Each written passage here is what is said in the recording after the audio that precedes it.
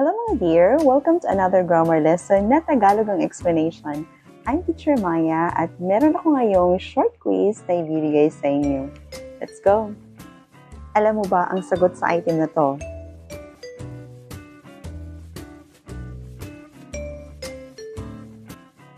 Ito ang kanyang sagot. How about this one? Alam mo ba?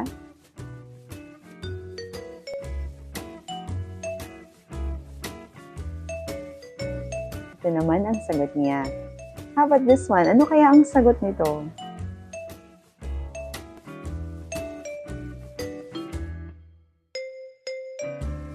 Ito ang sagot niya. How about this one? Ano kaya ang tamang sagot?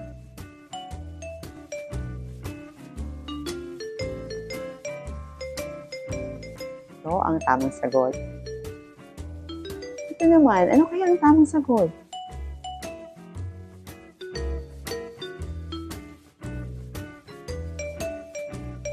Ito ang tamang sagot. Now, bakit yun ang mga sagot nila? Let me explain. Sa item number 1, hinahanap natin ang option na magpapakita kung sino ang may-ari ng book. Ang tamang sagot dito ay option B dahil ang option B ay possessive case ng noun. Nagpapakita ito kung sino ang may-ari ng book. Ang possessive form ng noun ay mayroong apostrophe at saka S kapag ito ay singular form. Now, bakit hindi na-mention ang book sa sentence ng merong my friends? Ganito talaga sa English language kapag na-mention na before ang bagay na pinagmamay-ari, pwedeng hindi na i-mention ng kasunod na sentence dahil alam na kung ano yung ibig sabihin. Ang option A ay hindi siya pwedeng gamitin pang sagot dito dahil hindi ito possessive case, wala itong apostrophe S. Now, ang C, pwedeng gamitin ng of phrase para maipakita kung sino ang may-ari ng isang bagay, pero kailangang i-mention kung ano yung bagay na yun. Hindi siya pwedeng i-omit. So, dapat it's the book of my friend. Ang option C natin, inagme-mention sa book. Kaya hindi pwede ang option C. Ang item number 2 naman ay naghahanap ng tamang option na magde-describe sa word na drive. Sa item number 2, gumamit ng pang-describe kung gaano katagal ang biyahe, yung drive. Sa ganitong sitwasyon, pwede tayong gumamit ng dalawang paraan. Yung time ay pwede nating gawing possessive form or gawing compound adjective. Na sa item na to, meron tayong option na compound adjective, yung option C. Kaya ito yung sagot sa item na to. Ang compound adjective ay mga combination ng words na kahit hindi adjective ay ginagamit sila pang describe ng noun. Pwede silang adjective combination ng iba pang noun na gagawing adjective ang function. Ang mga compound adjective na combination ng number at saka ng noun ay nudugtong gamit ang hyphen. Kaya ng 7 hour. Bakit hindi 7 hours? Ito kasi yun, kapag ang noun ay gagawin nating adjective yung function niya, ay plural pa ang meaning niya, singular ang form niya. Tatanggalan natin ng S yung hours at lalagyan ng hyphen gawing 7 hour. Siya ay magmukhang adjective. Pero hindi dahil ang hour ay singular form, ang a ay tumutukoy sa hour. Ang a dito ay tumutukoy sa drive. Ang article a ay tumutukoy sa drive na dinidescribe ng adjective na 7 hour. Kaya hindi tayo gagamit ng option B dahil ang noun dito, ang adjective, ay naka-plural form pa rin. Option A naman ay kung hindi siya isusulat, para siyang possessive form. A drive of 7 hours. As sabi ko na kanina, pwede siyang i-possessive form para ma-describe natin ang drive. So, pwedeng plural pa rin yung hours pero hindi siya gagawing adjective. Lalagyan natin siya ng apostrophe sa dulo para magkasing kahulugan na siya ng a drive of 7 hours. Kaya lang written form ito at walang apostrophe sa dulo ng hours. So, hindi pwede ang option A. Ang item number 3 naman ay naghahanap ng tamang option kung paano gamitin ang Philippines sa sentence. At dahil tayo ay nasa Philippines, dapat alam natin na kapag ginagamit sa sentence ang Philippines ay meron siyang kasamang article na the.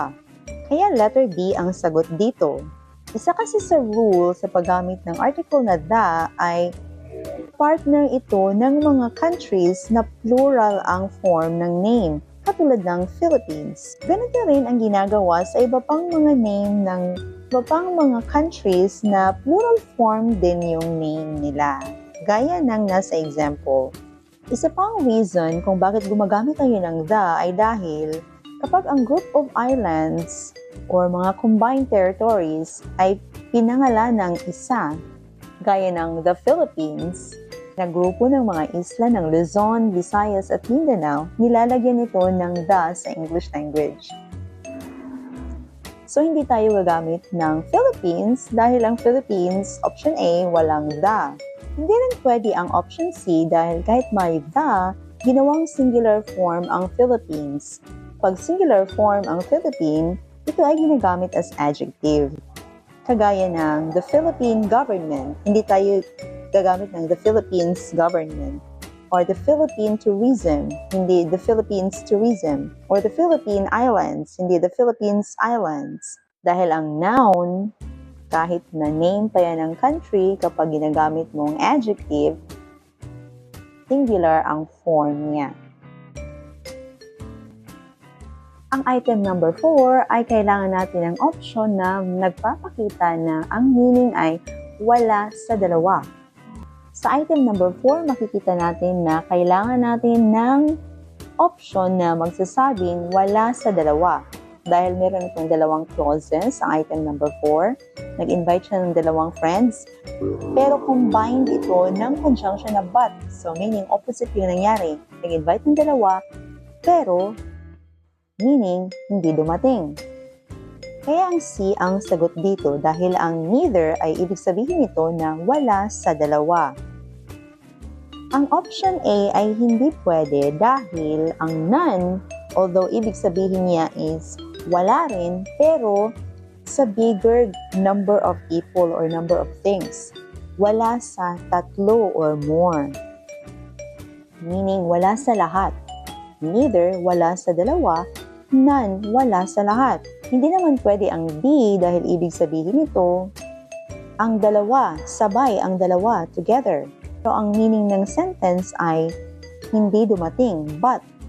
So, hindi mag-fit yung meaning kapag both ang gagamitin natin. So, tandaan lang natin na ang neither ay wala sa dalawa, ang both ay yung dalawa, at ang none is wala sa lahat.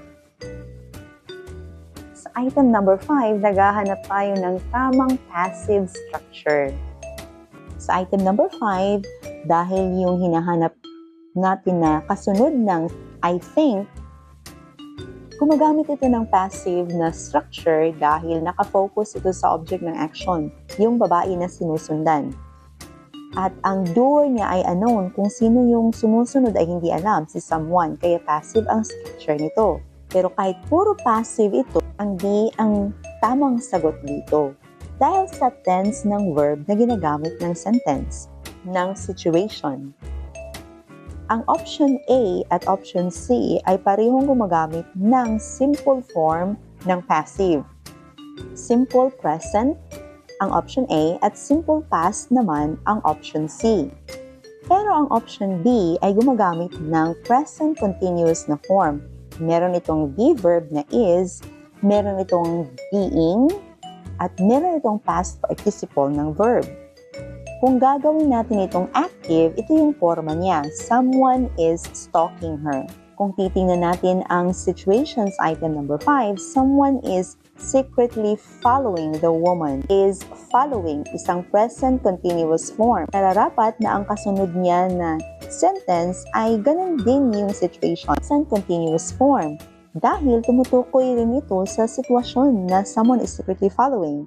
Passive form lang niya. Ang passive form na present continuous ang structure ay is or are plus being plus past participle na ipinakita ng option B. Kaya option B ang tamang sagot dito. At yun ang grammar knowledge na gusto kong i-share sa inyo ngayon. Kung may na-learn kayo sa video ito, i-share nyo na rin sa iba para may ma-learn rin sila. Thank you so much for learning with me. Have an amazing day!